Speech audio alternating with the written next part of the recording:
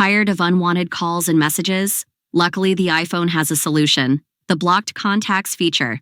Once you block someone, they will no longer be able to call you, send you messages, or contact you via FaceTime. No extra apps, no complications. In this video, I'll show you how to block contacts on your iPhone, easily, quickly, and permanently. Let's get started. First, open the Settings app on your phone. Once you're in, scroll all the way down to the bottom of the page. At the bottom, you'll see a section called Apps. Tap on it. Inside the Apps section, you'll see a list of all the installed apps on your iPhone. Now, scroll down and find the phone app. Once you find it, tap on it. Here you'll see a bunch of options. Simply scroll down a bit and look for blocked contacts. When you find it, tap on it. On this page, you'll see an option called Add New. Tap on that. This will open your contacts list where you can choose the person you want to block.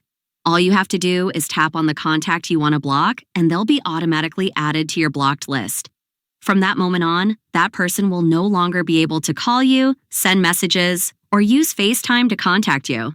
If you want to unblock someone, simply swipe their name from right to left, and you'll see the unblock option appear. Tap on it, and that contact will be immediately removed from the blocked list. They'll be able to call, message, and FaceTime you again, just like before. And that's it for this video. I hope you found it helpful. If you did, don't forget to leave a like, share the video with your friends, and subscribe to my channel, Smart Assistant. Thanks so much for watching, and I'll see you again very soon.